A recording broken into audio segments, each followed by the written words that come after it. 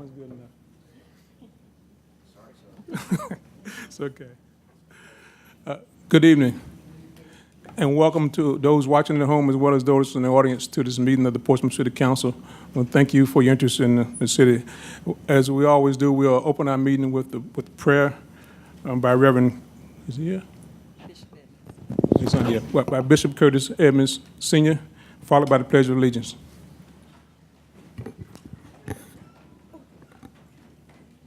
He's here. Amen. Okay, correction. With prayer by Reverend Gregory Yancey, Sr., New Morning Star Baptist Church. Let us pray.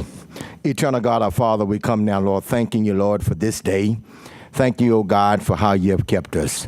And now, Lord, as we come together tonight, the leaders of our great city, historical city, city of Portsmouth, our mayor and the city council, and the community, God, we pray now that you will be in the midst of us, that you will bless us and lead us and guide us. That, Lord, when we leave from here, that, Lord, our hearts will be rejoiced. And we give you thanks and we give you praise. For it in Jesus' name we pray. Amen and amen.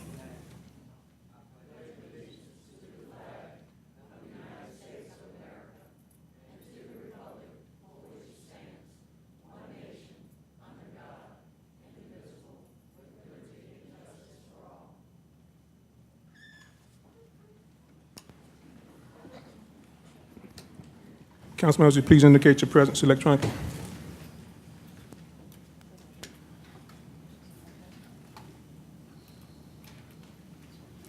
Six members of City Council are present. Council members, you have before you for your consideration the minutes of a call meeting of July 22nd, 2013, a call meeting of July 23rd, and a regular meeting of July 23rd, 2013. Any corrections to the minutes? Move adoption. Vice Mayor, we have a motion and a second, and you will be voting electronically. The minutes are adopted 6-0. Ms. Clark? Yes, sir. Ladies and gentlemen, City Council rules require a limit of up to 5 minutes to speak.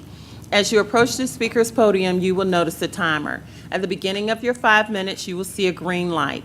4 minutes into your remarks, you will see a yellow light. At the end of your 5 minutes, you will see a red light, hear a beep, and we ask that you please conclude your remarks at that time. Public hearing. 13-331, public hearing on use permit applications. Item A, UP 1308.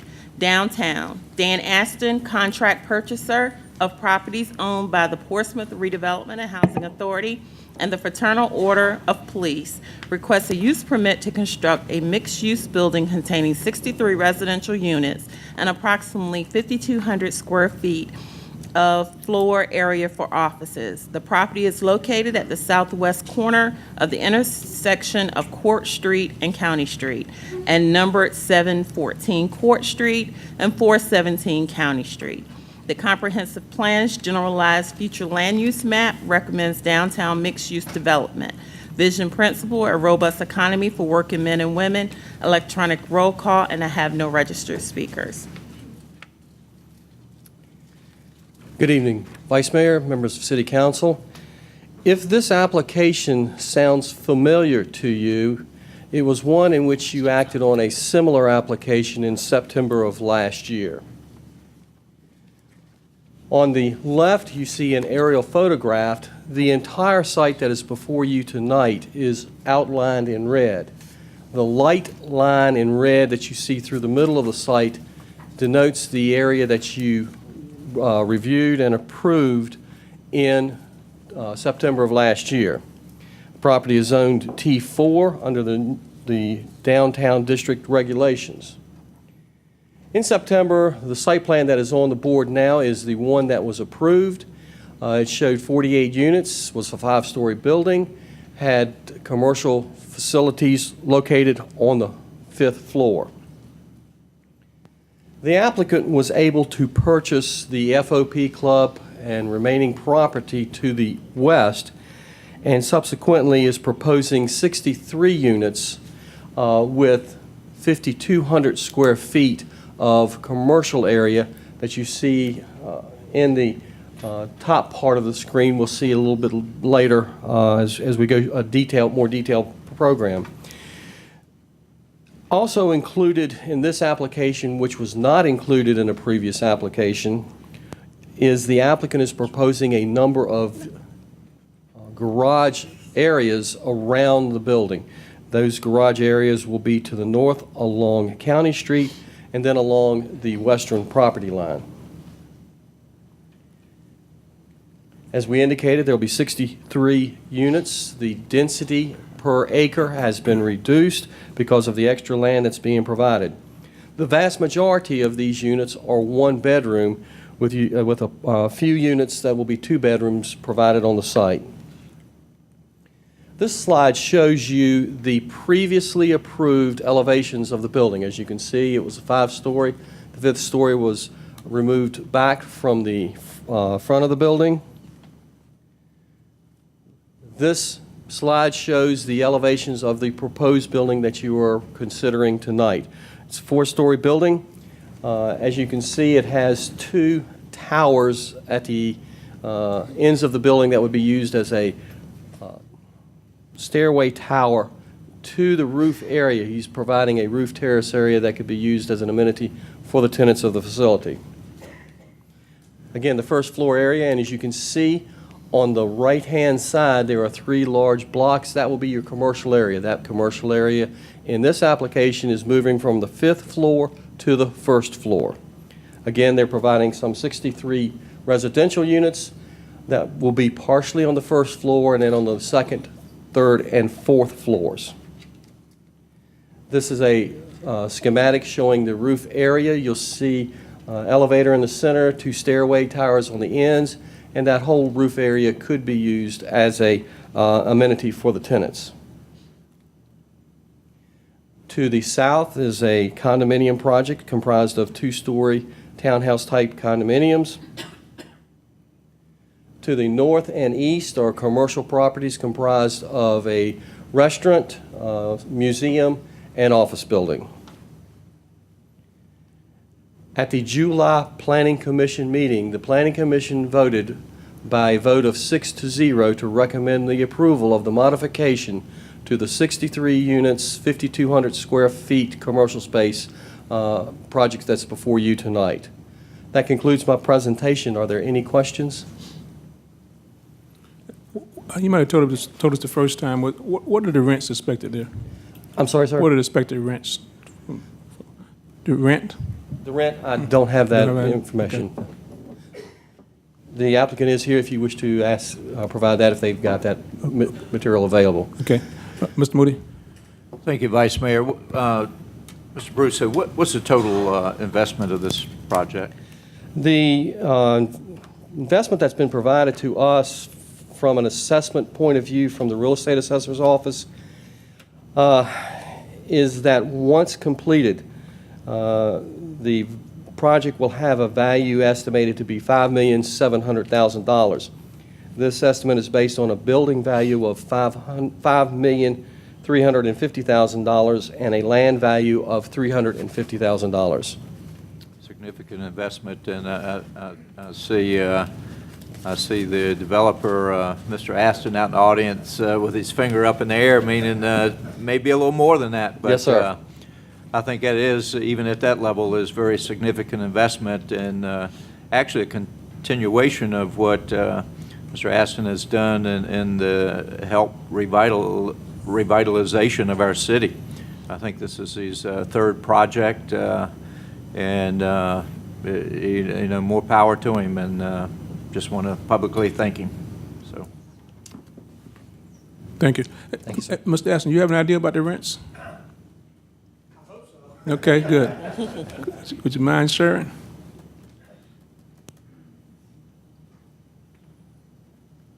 Mr. Vice Mayor, our goal in designing these units is to bring back a really affordable unit to downtown so we can bring back the young people and have them live and experience downtown and families. And so we've designed units from about 500 feet, which are the small 1-bedrooms, up to the traditional 800 feet. and then we have some 2 bedrooms. So depending on which unit, but I would tell you today, they're going to be somewhere around 750 to maybe 1,400, which is right in line with what the rent range of the Myrtles is today. The units will be a little smaller, but they will absolutely be the finest units ever built in Portsmouth. And in reference to Councilman Moody's question, I would anticipate our total cost, land, and everything else to be, I'm trying to get it down right now, but try to get it down to approximately $7 million, $7.5 million for the 63 units. Terrific. So it'll be a significant investment. Great. Yeah, thank you. Okay? Ladies and gentlemen, this is a public hearing on item A, UP 13-08. At this time, if there's anyone in the audience that would like to speak but did not have an opportunity to register, please come forward, give your name and address, and you will have up to 5 minutes to speak on item UP 13-08. Members of City Council, this public hearing is closed. Move adoption. Vice Mayor, we have a motion and a second, and you're voting electronically.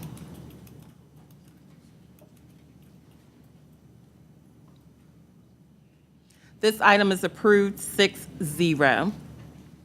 Item B, UP 13-09, Williams Court Activity Center. Gary Franks with Blakeway Corporation on behalf of McDonald's Corporation requests a use permit to modify an existing drive-through window to add an additional order board lane at 2000 Victory Boulevard. The property is zoned General Mixed Use, GMU. The comprehensive plan's generalized future land use map designates this property as part of a mixed-use corridor and is located in the Williams Court Activity Center. Vision principle, a robust economy for working men and women, electronic roll call, and I have the applicant available if you have questions. Vice Mayor Cherry, members of City Council, my name is John Hartley, Planning Administrator with the City Planning Department. The next item on your agenda is a request of McDonald's Corporation for a use permit to convert an existing drive-through window to add an additional order board at 2000 Victory Boulevard. This McDonald's was originally built in 1988, prior to the city requiring use permits for drive-through windows. While the existing drive-through configuration would be grandfathered under the zoning ordinance, the modifications proposed are deemed to be an expansion and increase in intensity of use, requiring the use permit. The photo on the left is the famous double arches of McDonald's, while on the right is the zoning map. This property is zoned GMU, and the surrounding zonings are general mixed use GMU, urban residential high density, and urban residential. This is an aerial photo of the site with the McDonald's shown in yellow. Again, the surrounding uses are a mixture of commercial, multifamily residential, and single-family residential, with Craddock Gardens just to the east of the site. The Williams Court Shopping Center, where the new Food Lion is located, is immediately north of the property. These are some pictures of the surrounding view. Surrounding views to the north, you have commercial uses. To the east, again, you have the Craddock Village area that fronts on George Washington Highway. And then these are photos looking west along Victory Boulevard and looking across to where the Wendy's and the old Food Lion building are located. What they are proposing is essentially to take the single order board lane and convert it into 2 order board lanes by reversing the angled parking that's there and putting the parking on the inside rather than the outside, and then constructing 2 order board lanes. And this is a fairly common configuration that you see with McDonald's now. If you look at the new one on Airline, that's how that one was originally built, with the 2 order boards.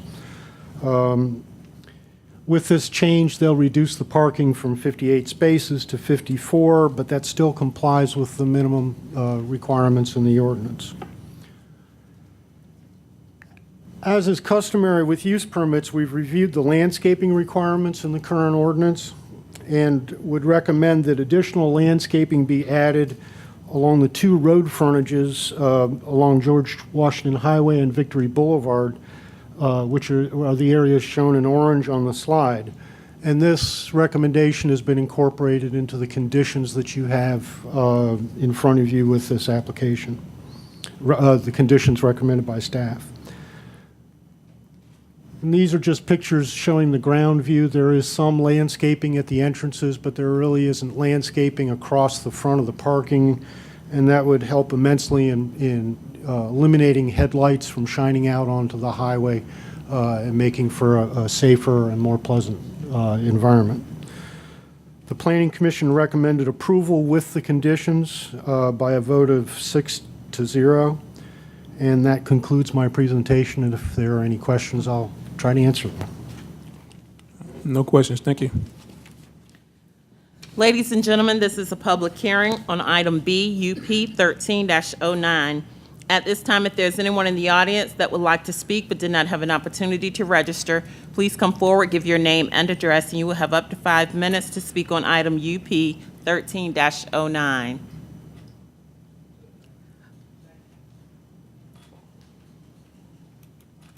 Vice Mayor, we have a motion and a second, and you're voting electronically. This item is approved 6-0. City Manager's Report 13-332, adoption of an ordinance to amend Chapter 25 of the Code of the City of Portsmouth, Virginia by amending Section 25-91.2 and Appendix A thereof to eliminate the admission fee for the neighborhood facility splash park, vision principle, neighborhoods, and sense of community, electronic roll call, and I have no registered speakers. Move adoption. Vice Mayor, we have a motion and a second, and you'll be voting electronically. This item is adopted 6-0. 13-333, adoption of an ordinance accepting a grant in the amount of $323,872 from the Virginia Department of Criminal Justice Services and appropriating said amount in the FY 2013-14 Grants Fund for use by the Commonwealth's Attorney's Office for the Victim Witness Program, Vision Principle, Neighborhoods, and Sense of Community, electronic roll call, and I have no registered speakers. Vice Mayor, we have a motion and a second, and you'll be voting electronically. This item is adopted 6-0.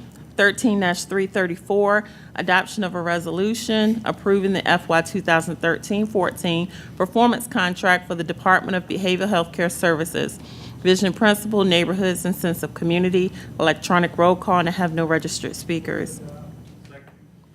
Vice Mayor, we have a motion and a second, and you'll be voting electronically.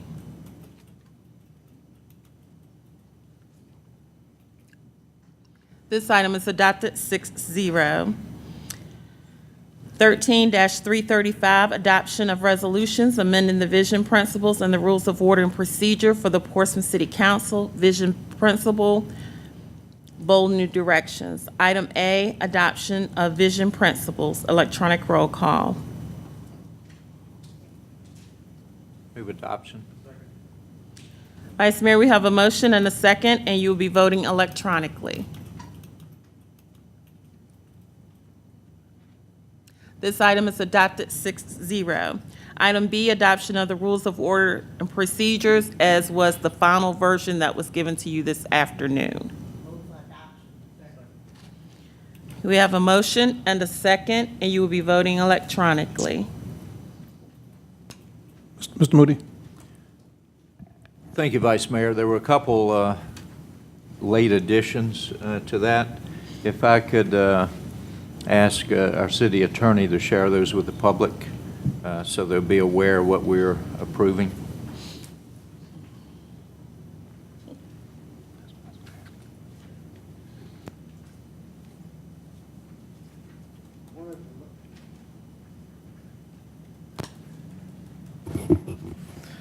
One of the late additions was some language that was added that provides that all video recorded meetings and public work sessions shall be broadcast and any change to the broadcasting requirements must be made by recorded vote of City Council.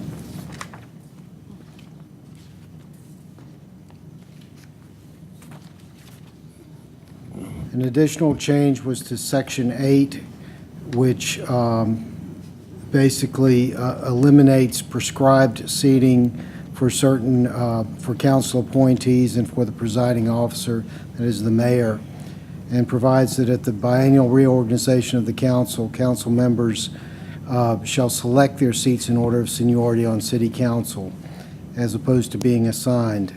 And thereafter, members may change seats among themselves by mutual consent.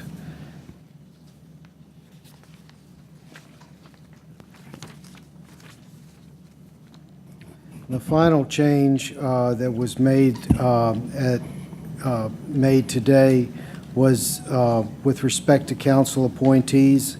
Council at its retreat had decided to evaluate the performance of each of the appointees annually. Had basically decided to require themselves to evaluate the performance of each appointee annually, and had set the date as the first Monday preceding the first Tuesday meeting in June. It was pointed out to them that perhaps that might be too long. It might be too long a process to have it all set on one particular date. So the language was modified to provide that council will review with each appointee the results of their annual evaluation in closed session not later than June 30th of each year. And that allows for council to meet with appointees on different nights if it so chooses, and to go over its evaluations in detail with the appointees. I believe that covers, does that cover everything? Thank you, Mr. Mosey? Wilson. Council members, we have a motion and a second, and you're voting electronically. This item is adopted 6-0. New business 13-336, boards and commissions. Councilman Moody. Thank you, Madam Clerk. Vice Mayor, members of council, the Personnel Committee recommends the following appointments to our boards and commissions, as well as some reappointments. First, the appointments, Behavioral Healthcare Services Advisory Board, Beverly Franklin. Community Policy and Management Team, as well as Tidewater Youth Services Commission, Catherine Grimm.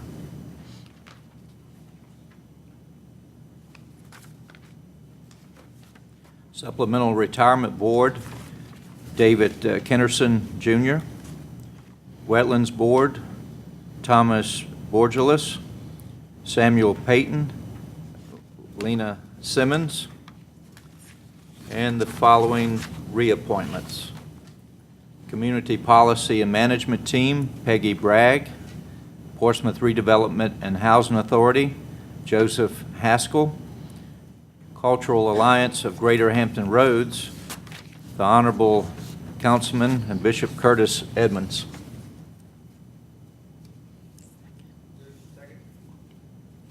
Vice Mayor, we have a motion and a second, and you're voting electronically.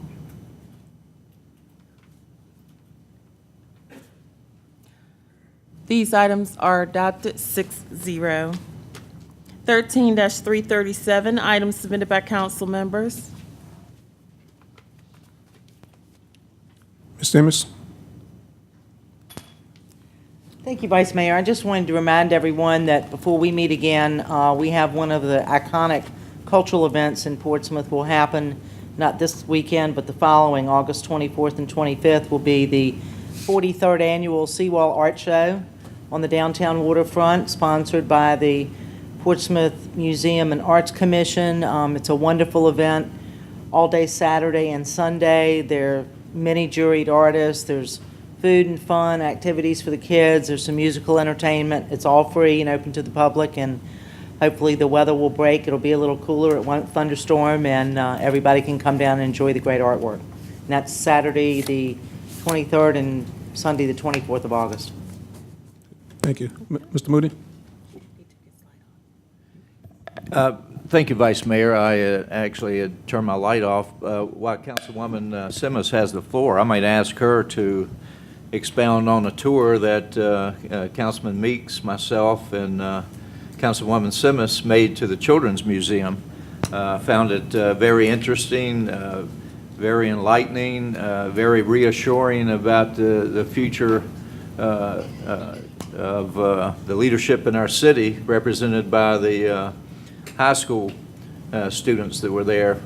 If you would, Elizabeth, if you could add to that, it'd be great. It was, by happenstance, we found out about a fabulous project going on in our Children's Museum with our school system, with the planetarium. And there were students there from all of our high schools and some of our middle schools who actually designed and constructed their own planetarium that was about 10 feet tall and about maybe 12 feet around, out of cardboard, and then made their own planetarium programming that was shown up in the planetarium. And you could walk in. If you were a child, it was easy to walk in. I had to scooch a little to make it, but we were able to talk to the kids. I can assure you those students are going to be sitting in these seats sooner than later.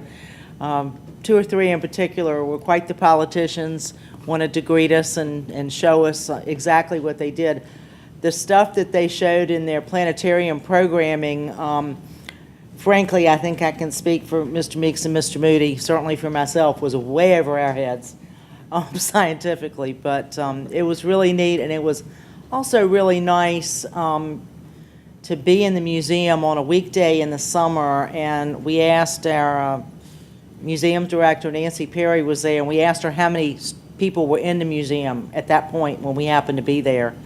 And there were like 1,600, I think, people in the museum on that afternoon, which is great to hear and great to see all that excitement going on in a wonderful city and privately funded facility. So real proud of our students. Thank you for reminding me. Thank you, Elizabeth. 13-338, report on pending items, and we have none this evening. 13-339, non-agenda speakers. Our first speaker is Mr. Steve Carroll.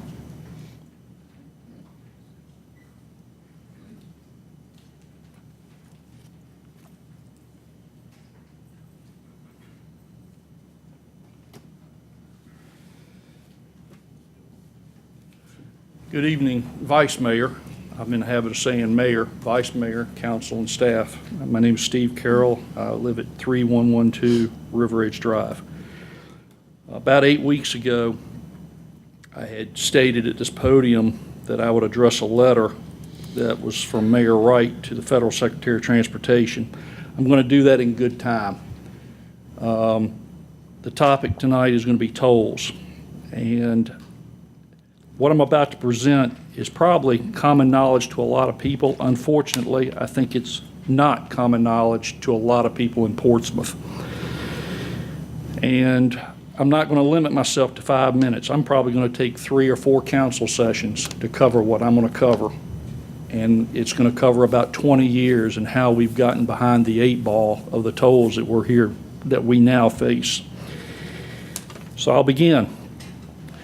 There's without a doubt our roads need to be upgraded because of age and use. And historically, those roads have been paid for with taxes that are distributed equally amongst all of us in the state of Virginia. And with taxes, it's important that those taxes are issued with accountability, efficiency, and equity. And when we don't have that, we have rule by a few. We have representation or taxation without representation, and that's what we have with Elizabeth River Crossing. As has been revealed recently in the IRS, the power to tax is the power to control and to destroy. So lacking consensus and integrity to create a fair, accountable statewide road funding system, our lawmakers took the coward's way out and created the Public-Private Transportation Act of 1995. And basically, what people may not realize, it empowered the governor to sign or issue contracts through public-private contracts with little oversight from the legislature. Now, what's interesting, after I did a little research, was that Senate Bill 856, which was the Public-Private Transportation Act, had 14 sponsors. Some notable names on that list. One of them, none other than our own good Senator Lucas.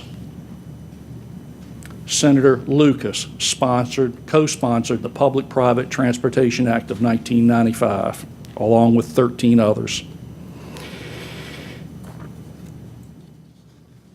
So why would she do this? No one knows. So contrary to the, now, another thing that's interesting, not only was it Senator Lucas that co-sponsored it, the Public-Private Transportation Act was approved 40-0 in the Senate and 98-1 by the Assembly.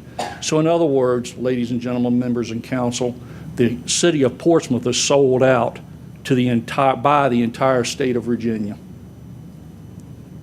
By the entire state of Virginia, and Senator Lucas was one of them. This scenario puts Portsmouth in a particularly vulnerable position because with few paying jobs in Portsmouth, we have to travel through the tunnels and bridges to work. Now, at the next council meeting, I'm going to open up some details that are going to make some people probably very unhappy. Not only were we sold out by the legislature in this state, but also some of our very own. And that's where I'll begin my comments at the next council meeting, and that'll be with the Hampton Roads Transportation Authority.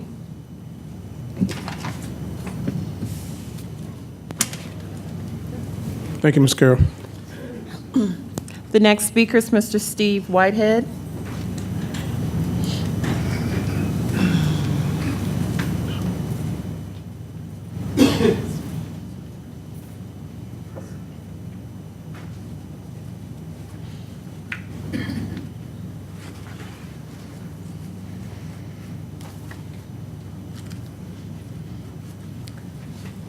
Good evening, Vice Mayor, council members, city manager, and city staff. My name is Stephen Whitehead, and I reside at 4419 County Street in the West Haven section of Portsmouth. I've lived at this address for 42 years and on County Street all 64 of my years. Tonight I'm before you to make sure that everyone here and those watching at home later are aware of a city code that could affect everyone that owns a vehicle and parks it on a city street. I've given each of you a copy of this code. I've also given you a copy of the ticket that I received. I will start by telling you what action caused me to be before you this evening. On July 8th, unknown to me, one of my vehicles parked in front of my house had a mark placed on a tire and the street adjacent to this tire mark, similar to the mark that you'd see that a meter maid would use in a limited parking spot such as in our downtown business area. Since I did not see this, or for that matter look for it, in my neighborhood in front of my home, that same officer returned on July the 11th and wrote a ticket for it being parked for 48 hours and not being moved. That code, section 22-566, paragraph A, is what was used as justification for the ticket. I called when I saw the ticket, and the officer that wrote the ticket came to my house to explain why he wrote that ticket. He said my vehicle had been reported. He also said it was over height, and he could give me a ticket for that as well, but he spared me on that one. I've owned this vehicle since 1990, and it's been parked at my residence since that time, and it has been the height that it is for 8 years. Why now are my vehicles being targeted? I own several vehicles, as you can see by these titles in my hand.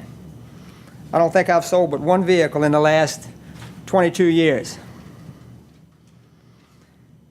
Well, 7 of these are licensed and meet all state and local criteria to operate on city streets and state roadways.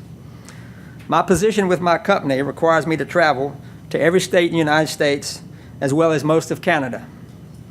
Since I can't drive all of them at once when I do drive, several remain on the city street or in my driveway when I'm not there.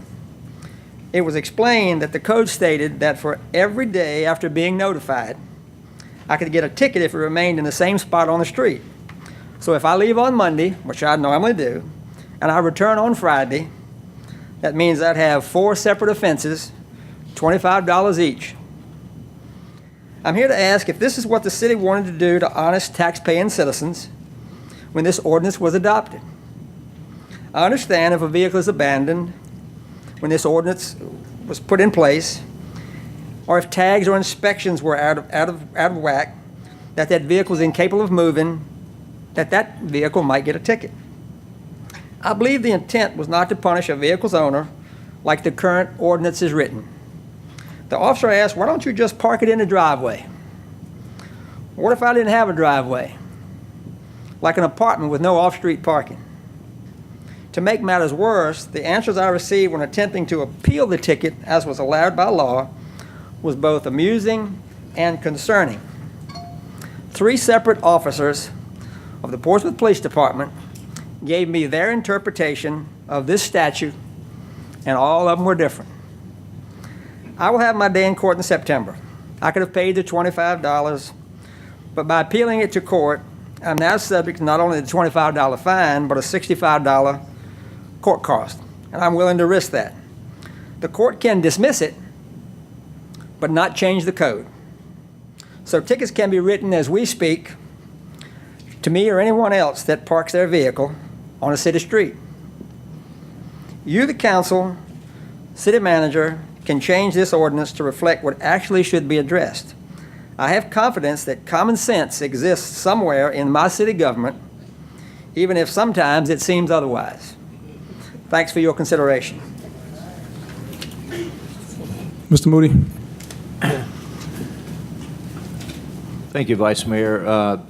Mr. Whitehead, I heard you say that you received 3 different interpretations I did. Of that ordinance, but at the end of the day, it didn't change your fine. I'd like to, if he can possibly comment on it, I would like to think that since I suspect a large majority of our citizens park on the street from time to time, me included, that our citizens aren't in danger of being ticketed for parking in front of their homes. Can you comment on that, Mr. Wilson? Yes, sir, I'd be glad to. This code section has been in the city code for almost forever. It's one that's used in some instances. While Mr. Whitehead may park his car in front of his house, Mr. Whitehead could park his car in front of his neighbor's house and leave it there forever without this code section. And in a number of instances, people have had that happen. This helps to eliminate that problem. That's just one of the instances for this type of ordinance. It's to ensure that there's a turnover of cars on the streets, and that cars are moved and not just abandoned on a street or placed in such a fashion as to inconvenience other people who use street parking. That is just off the top of my head one of the reasons why we have a section like this. Well, I guess my question would be, when our officer finds out that indeed Mr. Whitehead's car was parked in front of his home, why has he got to go through a court process to correct what was wrong to begin with? And it seems like to me it's unintended consequences. I hear what you're saying. We don't want to abandon cars, but apparently this is not happening citywide. This is the first case I've seen of it. come to council that, where a citizen got a ticket for his own car being parked in front of their house. This is the first that I recall a citizen coming to council. It's not the first we've encountered in our office by any means. And we routinely give out this code section to citizens who want a copy of it and want some explanation for why it's on the books. It serves a useful purpose. We can certainly one solution doesn't necessarily last through the ages, might not be the best solution. Certainly be glad to look at it and see if there's a better way of dealing with the issue. But in terms of the ticketing, if the officer gives the ticket, I don't know if Mr. Whitehead was there when he got the ticket or whether, I'm assuming the officer went back, visited the site, saw that the car was still there, the mark was where he had put it, and so put a ticket on it. They don't usually look for the drivers, they just ticket the vehicle because it's a parking offense. So after that, it pretty much has to go through the system because I'm not aware of any way that you can, once a ticket's written, that one can be voided. As indicated by the copy of the ticket that I gave you, the officer came by on the 8th and put a white mark on the tire. Mr. Whitehead and Mr. Moody, let me suggest that we let the manager and the city attorney look into it and come back to us with something. And I think that's great, Vice Mayor. I'd like to add to that maybe this city attorney, if there's concurrence, come back with a way that we can clarify that ordinance. It sounds like to me we're trying to control abandoned cars, so maybe we need to better describe that in the ordinance and make sure that citizens' cars aren't being ticketed. That would be part of their review. Councilman Edmonds? Thank you, Vice Mayor. I'll yield to what you've already said. I was just going to say something additional, but I'll yield to what you said. Is that Mr. Rowe? Yes, sir. Okay. Any other questions, Mr. Whitehead? Thank you, sir. We'll be getting back with you. Thank you. Our next speaker is Francis Jones.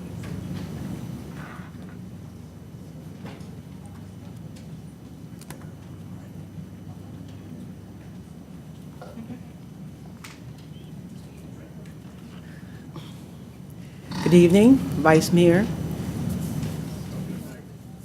board members. My name is Francis Jones. I live at 600 Yorktown Avenue here in the city of Portsmouth. I was transported here from the Air Force to the Navy, so I work at the Naval Medical Center. And I discovered that it's been approved that a meth lab treatment of drug addicts is going to be placed right in front of my door. So every morning I get up, I'm going to see them there. I don't like that. Why I don't like that?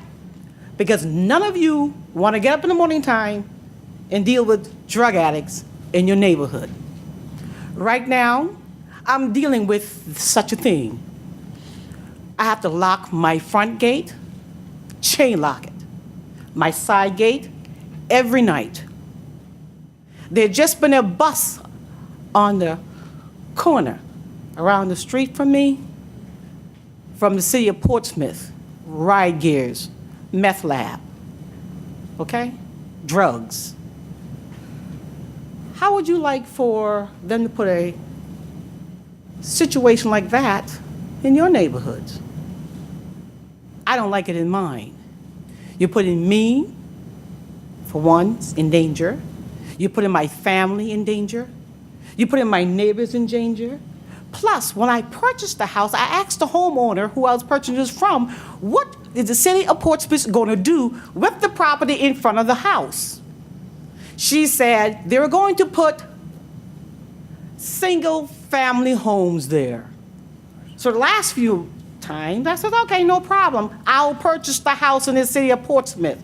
Remember, I'm not a native of Virginia, nor from anywhere around here. So I wanted to know, where can I put my family and to be safe? Right now, you're telling me, oh, I love you for moving here. I love you for being a taxpayer. I love you for being a homeowner. But I'm going to give you a treat. I'm going to place that drug place right in front of your door. So every morning you get up, you will know that you're in the city of Portsmouth. I don't like that, because none of you will want that in your backyard. None of you will even want it. In the news, Ginn didn't even want the homeless in their park. What makes you think I want them in my neighborhood? I'm dealing with that now. I'm picking up garbage every day. You got crackhead coming in. You got a home on James Street. I have to drive around the block because the guy had no shirt, he's out of his head. And I spoke to Bill Parks today. And I told him, you know what he said to me? Sorry, ma'am. So you know what I told him? Hold it. How would your wife like it? How would any of you like it? My family is in danger. You're not in danger. So he said, I'm sorry. So I said to him, let me tell you, I want you to put it there. Put it there. I'm a born-again Christian. I believe in God. Where is that preacher? Hello. I believe in God. And I believe anything I ask him, he'll do. I'm just that crazy for him. Put it there. And I pray that every last one of you be a member of that drug dealer place. All get treatment. That's how I feel inside. I'm angry inside. I have a son who's so naive. You got prostitutes walking down the street. I'm picking up condoms in the morning time, in the afternoon. How would you like to live there and you're going to put it in front of my house? Welcome to Portsmouth, Francis Jones. Welcome for your taxpayers' dollar. We want your taxpayer dollar, but we don't care about you. I don't like that. And I'm not going to stop. He says, you have a year? Well, this is just my beginning. Because you're right, I'm not going to go to Louise Lucas. And I'm not going to go to Bobby Scott, because they can't do nothing for me, because I've been there, done that. Not on this situation. I'll go all the way up. I'll go up to the president. The president can't help me. I know if I fast and pray, the Almighty God will. And he's able to move mountains. And he will move it. Because we need to consider everything in this city. And we're talking about the parking, that gentleman over there. Let me tell you about that gentleman over there. I have called about a park card in front of my home. Know what I got? We can't move it. Think on that one. Councilman Edwards? I just want to say, wow.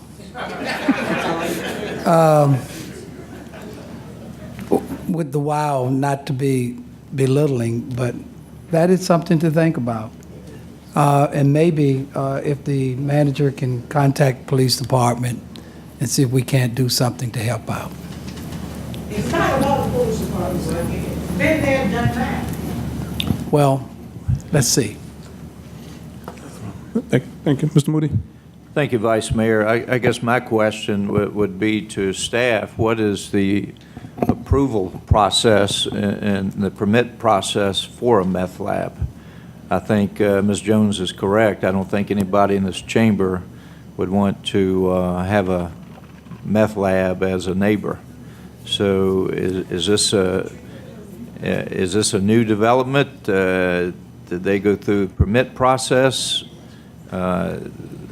They should get a use permit like any business, I would think. As a member of staff that can speak to this? Mr. Rowe? First, I recommend that we handle this as a report back to you, because there's some vocabulary that's being used that's not correct. Okay. Met lab connotes something where you concoct the stuff. This is not what that is at all. Okay, so you'll report back to us? Yes, sir. Okay, thanks. Thank you. Our next speaker is Ms. Dolores Knight.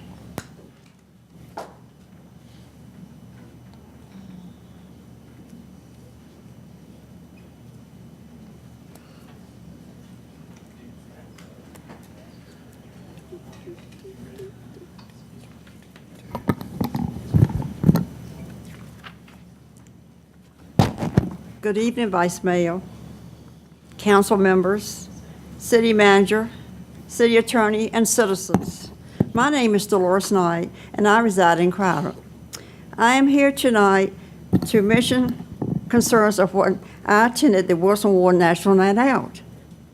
That was last Tuesday, August the 6th.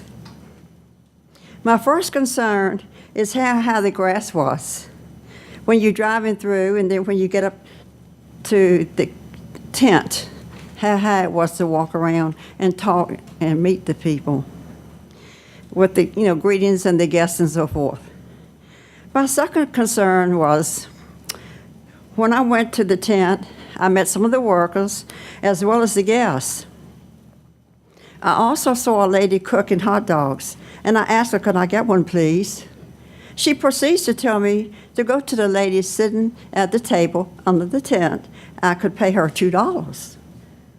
I automatically said, $2 for a hot dog at the National Night Out? She said yes. I then told her, no thank you, I changed my mind. As I looked around, I saw no one eating hot dogs, so then it clicked. Oh my goodness, no one's eating hot dogs, charging $2. Then a little girl walks up with $1, and the lady was cooking some more hot dogs, and she told the little girl, take the money over to the lady sitting at the table under the tent.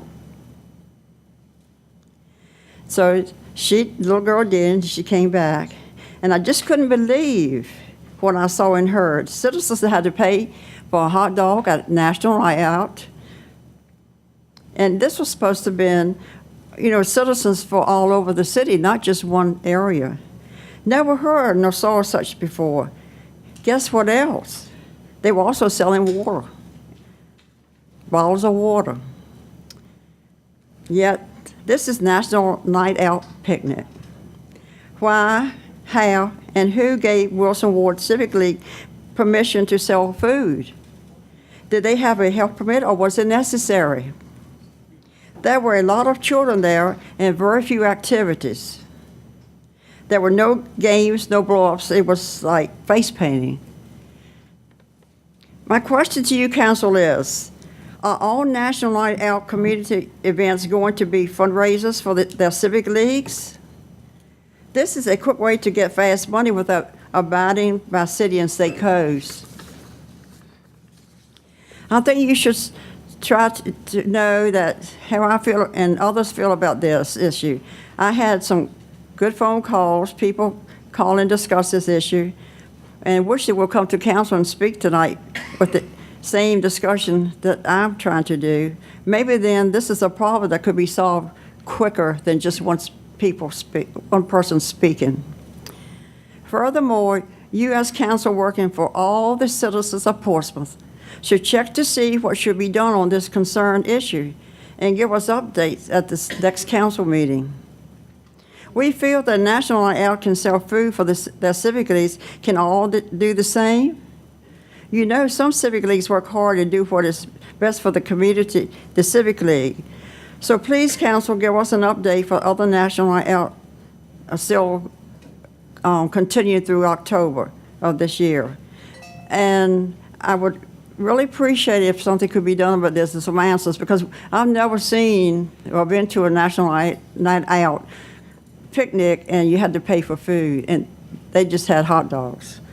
So being a concerned citizen, I thank you for your time tonight, and I appreciate the opportunity to speak. Thank you, Ms. Knight. Ms. Donna Sy.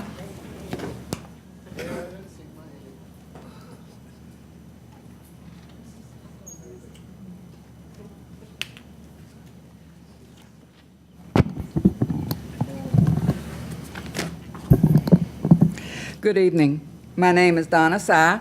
I live at 3104 Garland Drive. Principles of Liberty 2. A free people cannot survive under a Republican Constitution unless they remain virtuous and morally strong. Since the individual is the first level of assigned responsibility given in the individual states, he must be virtuous and morally strong. The individual learns to be virtuous and morally strong within his family.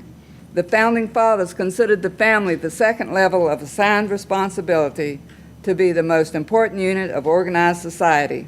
It is within the family circle that individuals tend to find greater satisfaction and self-realization than any other segment of the community, state, or nation. The family units are granted exclusive and sovereign rights which cannot be invaded by any other branch of government unless there's neglect, abuse, or residence used for criminal purposes. Parents have unavoidable responsibilities for the conduct of their children, their education, their religious training, and the responsibility of raising them to be morally competent and self-sustaining adults. Since parents have this responsibility, they must assign tasks to their children by a set of enforceable rules. These rules are a reflection of how family members communicate with one another. The first order is the work of the family, no matter the composition, socioeconomic status, culture, ethnic, or racial heritage. The work is to establish a clear identity, define boundaries, determine emotional climate, and manage the household responsibilities. All family systems must establish a clear identity for the family as a whole and for each individual member. All family systems, regardless of who comprises the family, must develop clearly defined boundaries between the family and the outside world and between individual members within the family. All family systems must create a warm and nurturing emotional environment. All family systems must have skill in managing and planning for the maintenance of the household. These are work patterns that give the family its distinctive identity, defines the boundaries, prescribes the quality of the family's emotional environment, and determines how the household is managed. These unique skills are evaluated whenever judgments of family functioning are made. Adaptability is the second work order. All families must make adjustments in their rules in response to new information and the changes that occur over time. In this regard, family systems need to incorporate adaptability as a property in its system. Adaptability focuses attention on how the family customarily responds to stress or the demands for changes in its existing customs. Families are charged with the responsibility for devising strategies for the enforcement of its basic purposes and responsibility of adapting their skills in response to new information and change. If families do not teach their children how to remain virtuous and morally strong, our government will seek absolute power over its citizens and suppress every stimulus to critical thinking. Government will bag the media, censor a dissident press, discourage public protests, close down schools, and imprison those who dissent. Critical thinking is a fragile product of civilizations that value the freedom to search for truth. Government hates the advancement of human knowledge and uses welfare to control the citizens' thinking. To remain virtuous and morally strong, our families need to value their exclusive and sovereign rights to continually examine reality, truth, and facts, and teach them to all children. Thanks for listening. Mr. Cordell Carter. Thank you. Ms. Terry Danaher.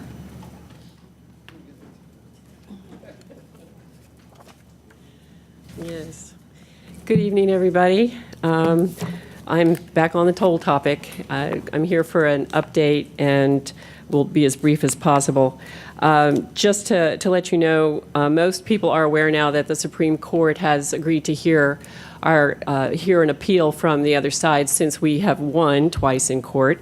And we're heading for court sometime between the 9th and the 13th of September.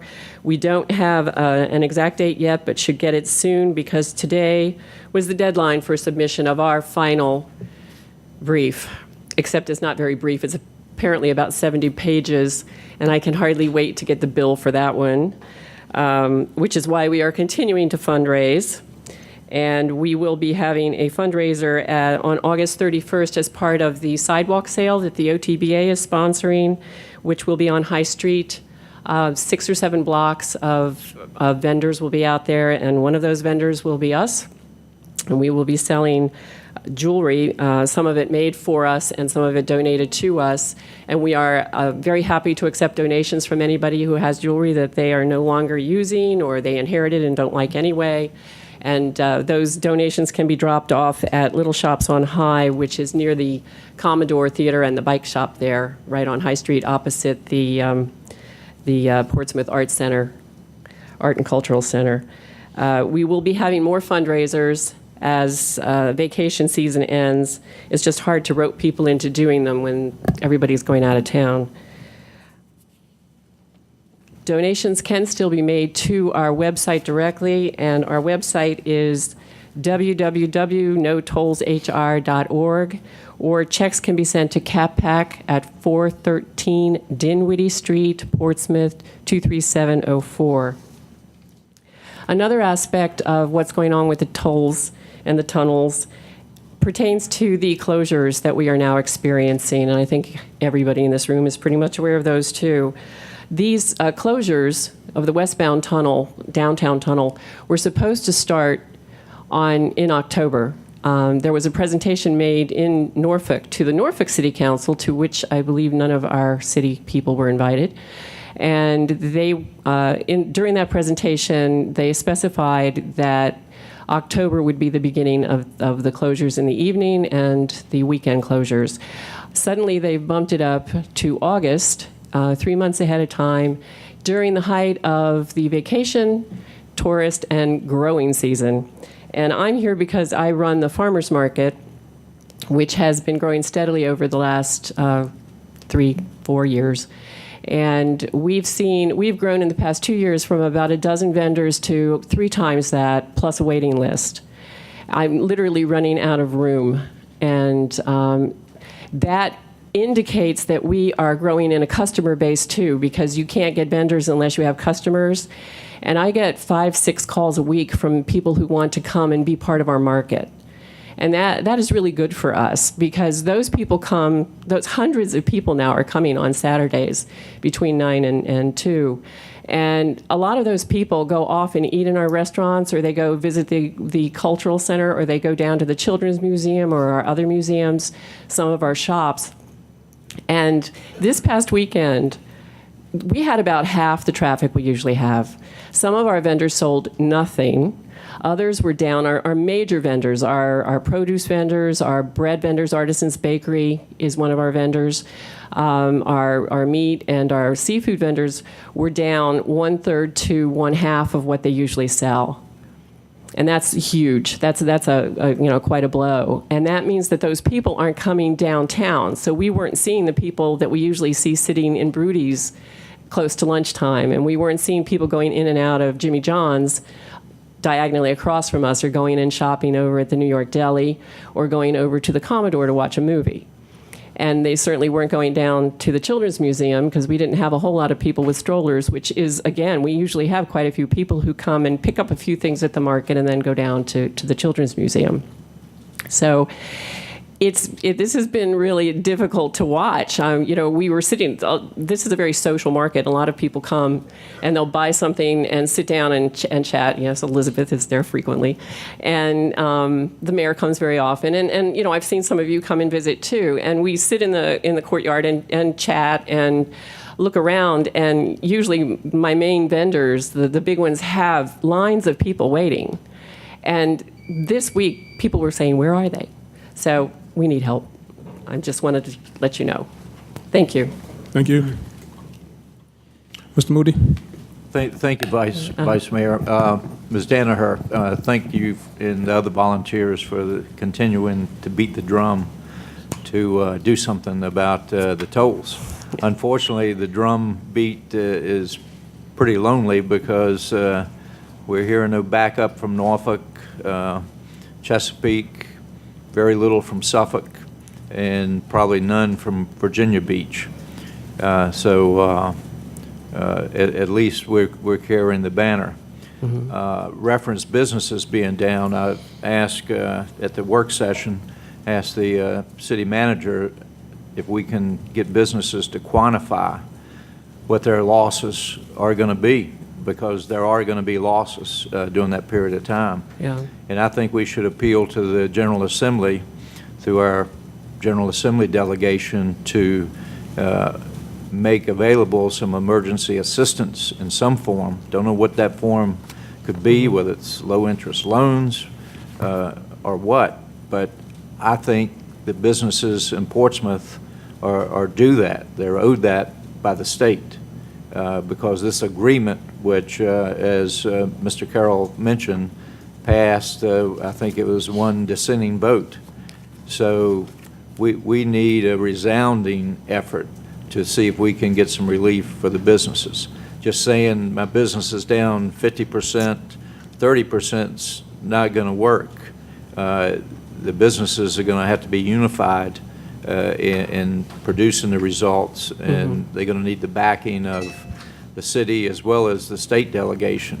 But I think we've got to do it. If we don't, we're going to see a chain of vacant stores expanding in the city. Yeah. And it's going to hurt us tremendously. So thank you. Thank you. Our next speaker is Mr. Kiwanis Duckett.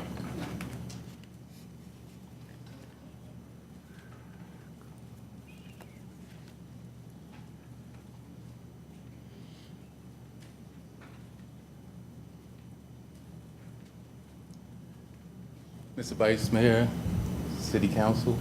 My name is Kiwanis Duckett. I'm a resident of Crystal Lake. For the last 2 weeks, the street's been closed. Could you speak into your mic, please? For the last 2 weeks, the street's been closed, and for the next 2 weeks, the next 6 weeks, the street will be closed. And I put a request in for Public Works to see if they can repave the street while the block is closed.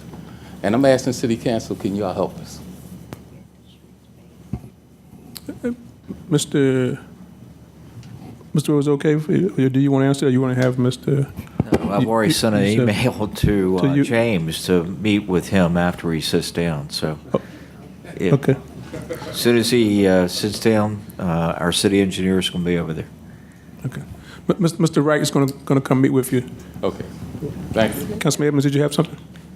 Yes, sir. I'm mighty glad that they're going to meet with this young man, because that's the street I live on. So you have max support up here, okay? Yes, and I talked to Public Works for 2 weeks and talked to Mr. Green and never got a request. I said I called City Works for 2 weeks and never got a call back. Left my name and contact. Okay, someone's going to meet with you right now. Okay, thank you. Our next speaker is Ms. Avara Johnson.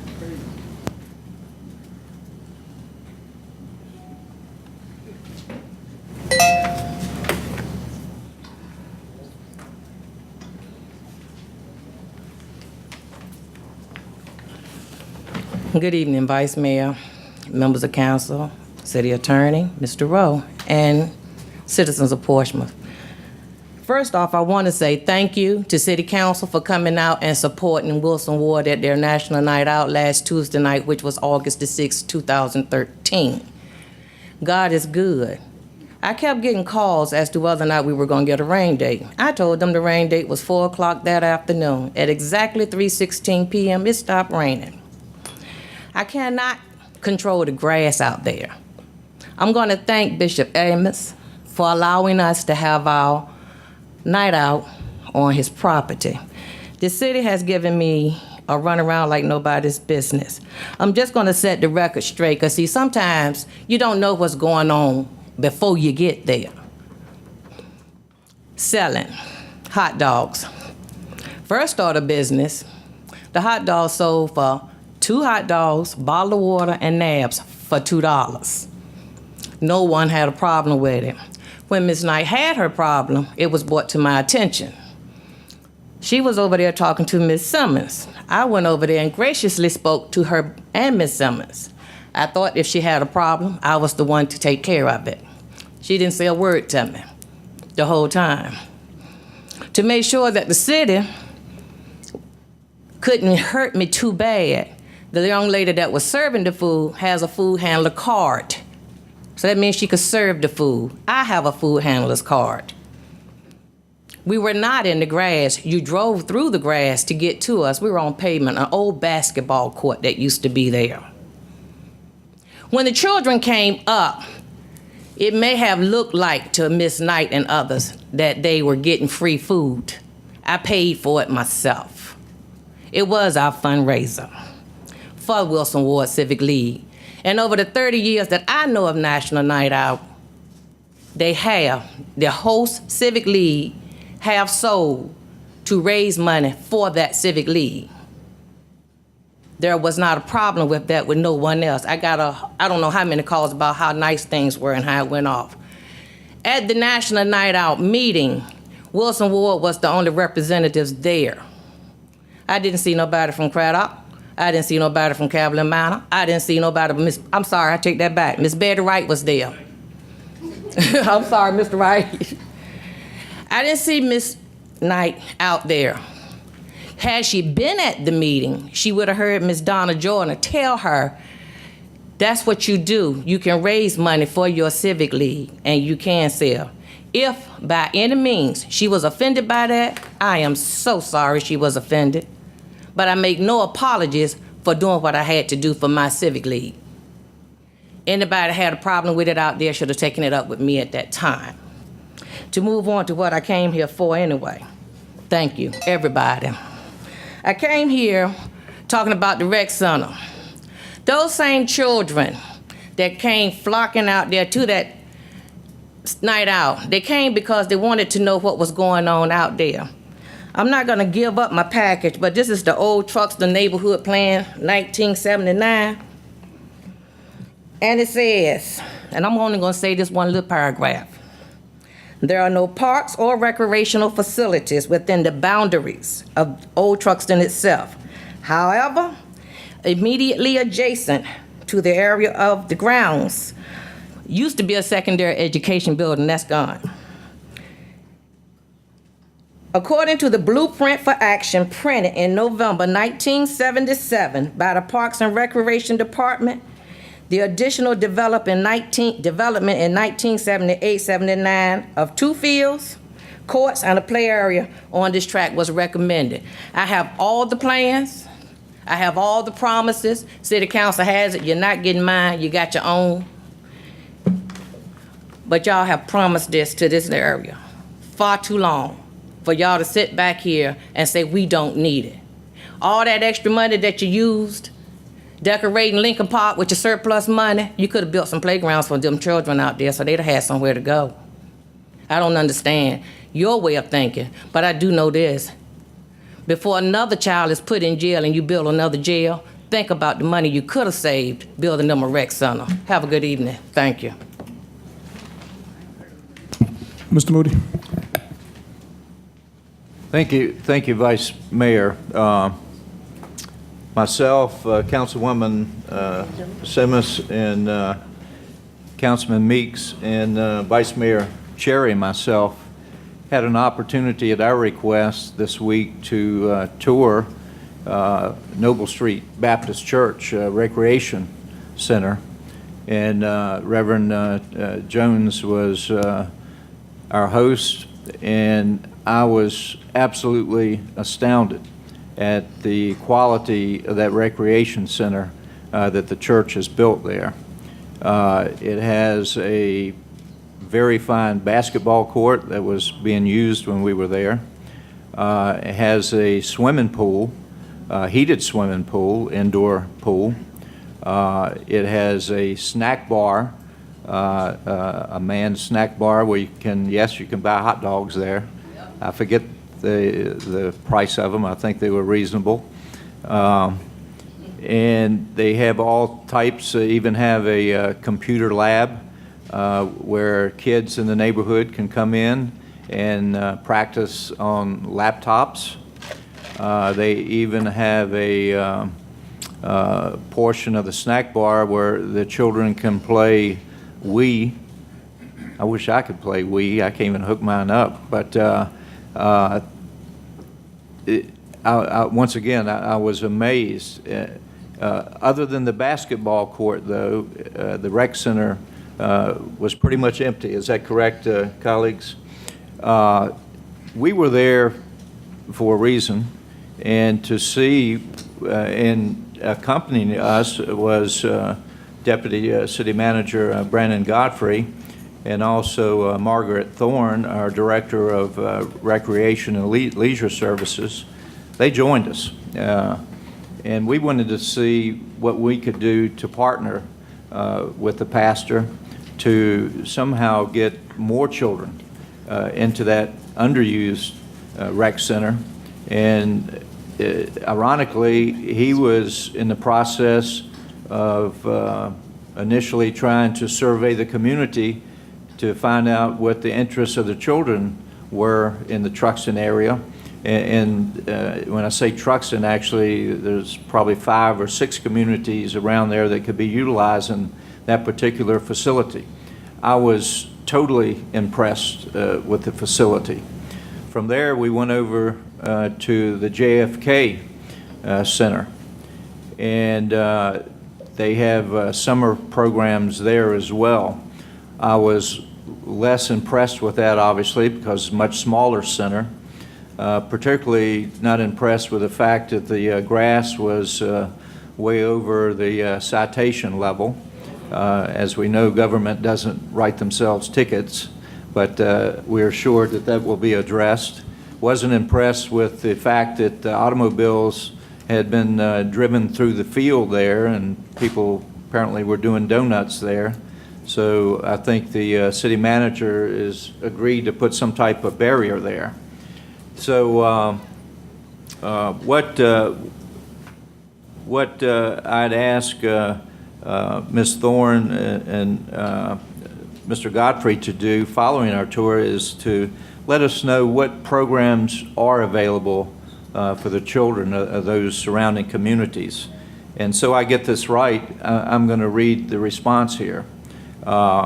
These are the programs that are offered at JFK Recreation Center, Brighton Elementary School. For the summer months at those 2 facilities, they offer a 9-week full recreation program at Brighton Elementary to include various field trips, pool and splash park outings. The program operates Monday through Friday, 7:30 to 5:30. They also provide a USDA breakfast and lunch. They offered a program at Emily Spong Elementary, but the attendance was so low they combined it with the Brighton School. For the JFK Recreation Center summer program, we offer a 9-week therapeutic recreation camp which offers activities for mental, behavioral/emotional disorders, autism, ADHD, Down syndrome, learning disabilities, and mild to profound intellectual disabilities. That program operates Monday through Friday, 7:30 to 2. A USDA breakfast and lunch is provided also. Also for the summer program, there is an evening activity program at JFK, drop-in activities, outdoor basketball, table games, character leadership, etc. But only one registered or showed up for that particular program. During the school year, they offer a 6 to 6 before and after care program at Douglas Park Elementary, Brighton Elementary, and Emily Spong Elementary. Also offer after-school drop-in activity programs at JFK Center. As of last school year, the attendance has been low to none. I want to thank Ms. Thorne and Mr. Godfrey for enlightening us. I wasn't aware of all those programs. What we need to do as a city, as a community, is to communicate to the children, and probably more importantly to the parents of the children, what programs are available. Once again, Reverend Jones has got a wonderful recreation facility, and he's thirsting to get children involved in coming there to not only have a good time, but also to learn to operate computers and interact with other children. So to say that that area is devoid of recreation opportunities is not the case. And I think my colleagues will agree that each one of us were very enlightened. And we look forward to Ms. Thorne and Mr. Godfrey meeting with Pastor Jones to get back with us and see how we can help him help the children of those communities. So, thank you. Thank you, Mr. Moody. Ms. Randall? It has been very interesting listening to the dialogue in terms of what is available and what is not available. Coming from the school division and having worked in the coordination of bringing about balance and some type of equity with our recreational activities in the city, I've seen many things happen in the city. And one of the things that we've always talked about as being a primary goal with our children and our youth, and I'm from a school background where we had little or nothing and nobody worried about it until we had to fight to get equity in many of our schools. And we have not gotten a lot of the things that we've needed, but we've come a long ways. And at the time, the principal thoughts were separate: church, school, and religious tied in together. Bishop, you know exactly where I'm coming from. And one of the things that we found that, but the recreational needs not being met, we had to bring some things about. I think the thing is to come together and work for a comprehensive plan that would afford equal opportunities for all children, regardless of where their environment or what their financial status might be. And let's look at what we need to do to bring about a comprehensive plan where all of our children can have an opportunity to have equal opportunities for getting things done. And so rather than trying to debate where we can send our children, if it's an open facility and children are welcome in it, it's up to the parents to decide where they want to send their children. But if it's up to us to make sure that facilities are available where all children can have access to the opportunities. And I think that's something that we need to back. We have a recreation department and we have a school division. Why not let them all work together and come up with a plan? We are not the master engineers that know all the answers, but we can throw out solutions to help them resolve and come up to what's best for all the children in the city of Portsmouth. That's all I have to say. Thank you, Ms. Randall. Ms. Simmons? Thank you, Vice Mayor, and thank you, Ms. Randall, because you provided a very nice segue about master planning. I'm going to be honest with you, Ms. Johnson, I never knew there was a 1979 Truxtun master plan. And it was. In 1979, I was in my senior year of college. I'm a lot older than some of you here. Didn't know any more about Truxtun and didn't care, frankly, when I was a senior in college. But in 2010, I did care a lot, as did Mr. Moody and Ms. Randall and Mr. Cherry and I, who served together on the council at that time, and worked hard at the impetus, honestly, of some conversation about Willett Hall, truthfully, and ball fields that might be lost over near Willett Hall because of a development that might be coming in there adjacent to Maryview Hospital. And we requested, the city council, and paid for over $60,000 for a study of the city, as Ms. Randall's saying. Not us doing it, not anybody in this room doing it, but professionals who could really survey the whole city and its needs, not only for recreation, but for the arts. And it looks like this. And I even have some copies here. I'd be happy to share with folks. But I want to share a couple things out of this study, because sometimes I think we have to remember what it said. We spend, I hate to quote the sheriff, but I'm gonna.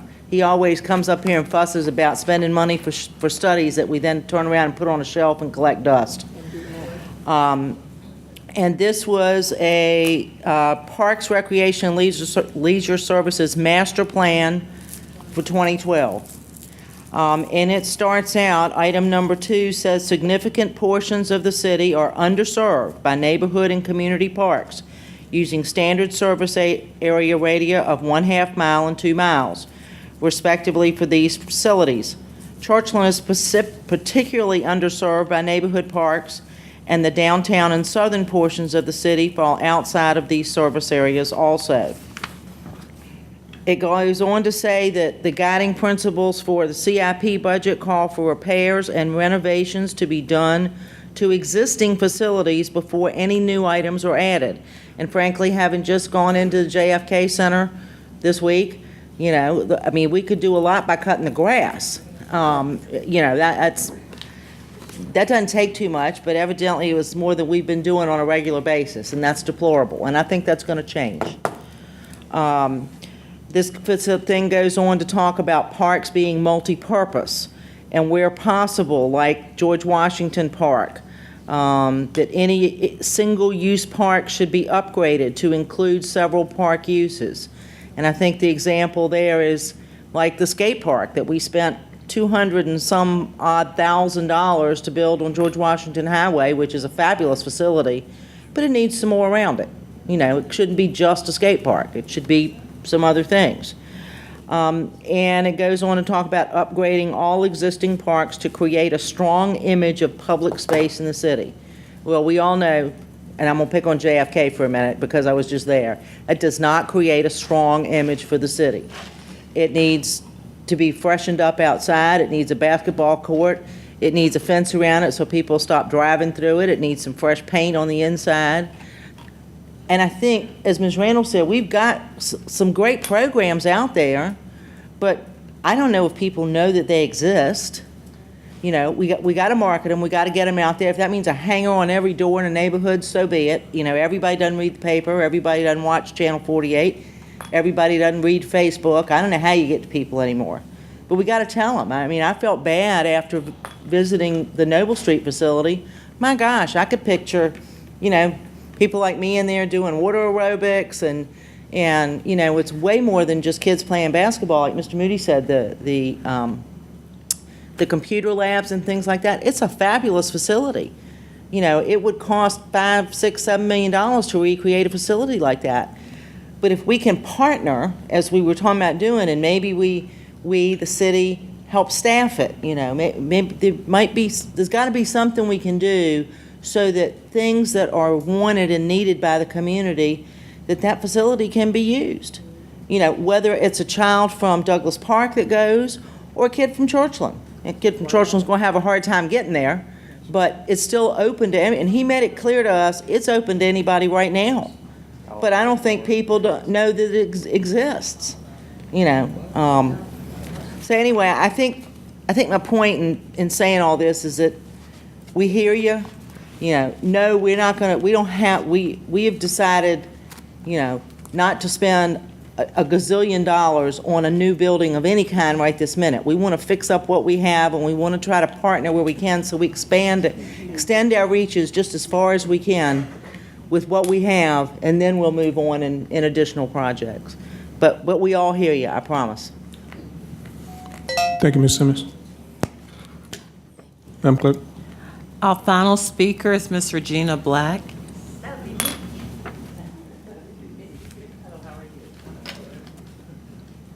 Good evening. My name is Regina Black, and I reside at 512 Yorktown Avenue here in the city of Portsmouth.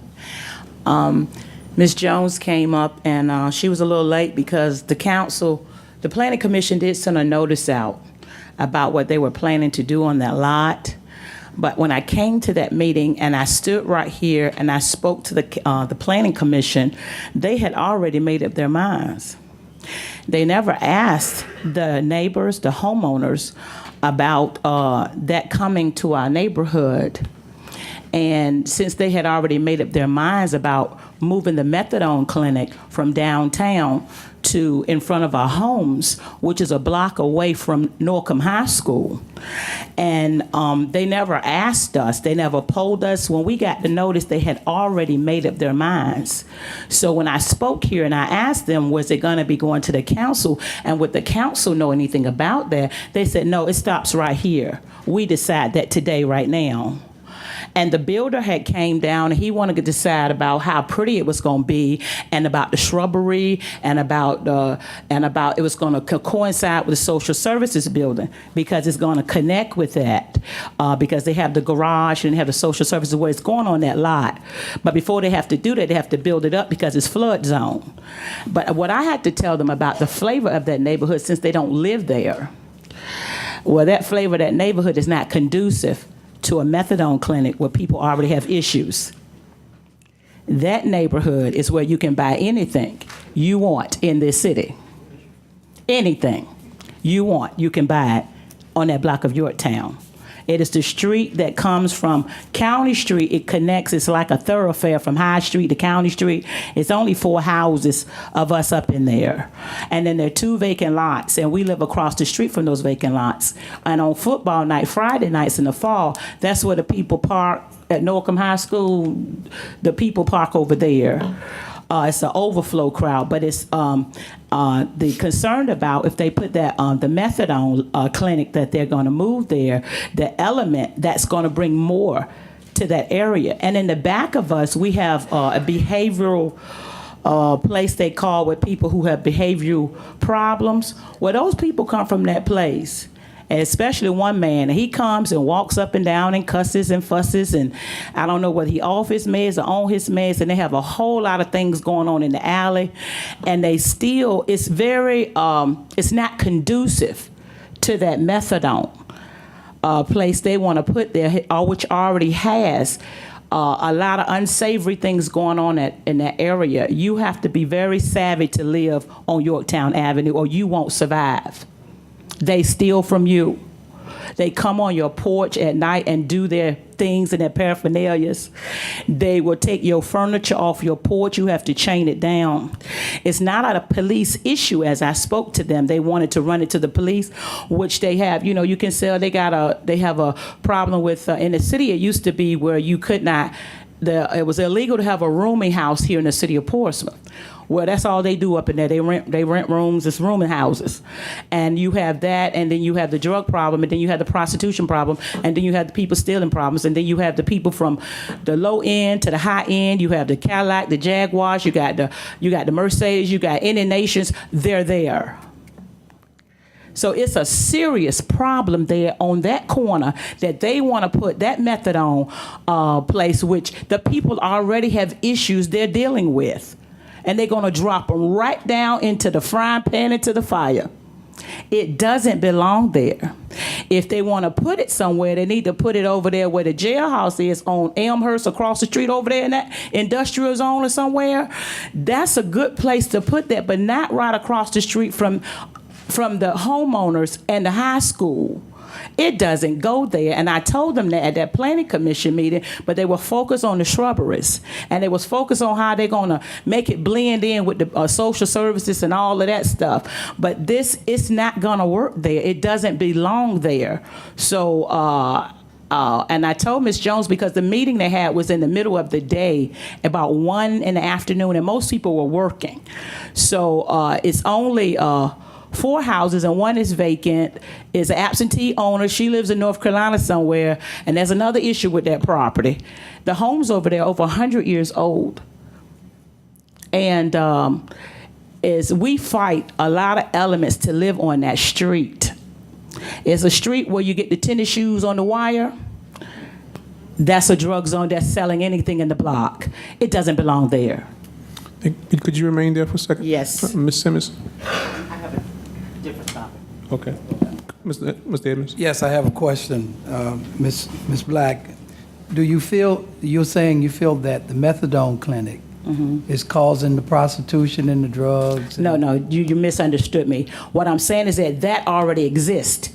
It's already there. And when they bring that methadone clinic, they're going to drop those people right down into a situation it already exists. That's what we live every day. But they're going to bring the people who already have issues, and they're going to drop them right into these issues. It's already there. So you don't want the methadone clinic? No, You want to sir. clean up the area? Well, the methadone clinic does not belong in front of my front door. I got you. With the issues it will bring, including the issues that's already there. It doesn't belong there, and it doesn't belong a block away from Norcom High School, because no one told those parents who send their kids who walk there, and when the fall comes, it's a bus stop right there for the little people. It's a bus stop right there in front of that methadone clinic. Nobody told those parents that we're going to put that there and have your little children at the bus stop. You're in jeopardy or whatever comes with that. Okay, thank you. Mr. Meeks? John, how far are we along with this? Pretty far, I take it? Pretty far. We've advertised for bids. I don't know the planning commission date that she was referring to. Must have been some time ago. The last meeting they had. It was the last meeting that they had on this, because when they notified us, it was at the very last meeting. We didn't know about it before the very last meeting. Was it in July? It was in July, the last meeting they had, and that's the only notification that we received about this happening. So Ms. Black, how far in advance of that meeting did you get notice? They sent that meeting, that notice, maybe about a week and a half before the meeting that was gone. And when we opened it up, it was about they were going to talk about. It really wasn't in detail about it, but when we came down here, we got the packet, and inside the packet, that's when we saw what they were going to do, not proposed to do, but they were set to do it. They had already made the decision before that meeting. It was already made. So what's the purpose of inviting the homeowners? Because you've already made your decision. So no matter what we said, it was written in stone. They were going to do it regardless, because they began to talk about the shrubberies and the building up the land, because it is flood zone. And the floods over there really bad. So they're going to have to do something to that land so it won't flood the building out, because it floods over there. Mr. Vice Mayor? Yes. It appears to me we're talking about two issues. One is the building, but one is the existing condition of the neighborhood. Right. Yes. And I Yes. have asked the police chief to meet with you once you sit down, because we're concerned about that. And I'd like to address that problem starting as soon as you sit down. I'm familiar with the area. I use Yorktown quite a bit, so I know what you're talking about. And so Chief Hargis will meet with you if that's okay with you, right now. Okay. Would you remain there, Ms. Black, Mr. Moody? Thank you, Vice Mayor. I would like, at an appropriate time, I'd like to see what the citizens, how that was communicated to them. I'll look into that. And like to have the same package that they got, and maybe someone on staff can step us through how this thing has progressed. Because I'm concerned too. I know there are existing things in the neighborhood, but this sounds like it could make things even worse, so. I understand the concern of everybody. This should come as no surprise, though, because this city has been talking about a campus that would have the health department, social services, behavioral health, Portsmouth Volunteers for the Homeless, and OASIS for more than 8 or 9 years. So this has been a community discussion for a long time. I am very much concerned about any neighborhood that's in transition, and the fear that our citizens have about their public safety. And that's why I will look into it, both issues, but I would like for you to meet with the police chief now so we can start addressing your concerns immediately. Mr. Meeks? Yeah, that's what I was going to suggest, was take care of the safety portion first, cleaning up as far as the prostitution and the drugs. Because you're right, I mean, it has been discussed. I know I've been here for 6 months about the behavioral health care, so, but I didn't know it was that close to the school. That is a concern. But I think the can so far down the road, I don't think we can turn it around. Well, the beauty of, and the people in the audience and the viewing audience at home don't see the electronic communication that takes place up here amongst you all and amongst our department heads. After the first speaker, the chief of police immediately got on this matter and sent an email out to one of his top deputies. So this is the age of instant communication, and we're on it. Let me tell you, if we are very much concerned about public safety in this city, our goal is to make this a safe place to live for everybody. And so, again, as soon as you finish at the lectern, ma'am, Chief Hargis will talk with you. Excuse me, could I just make one comment?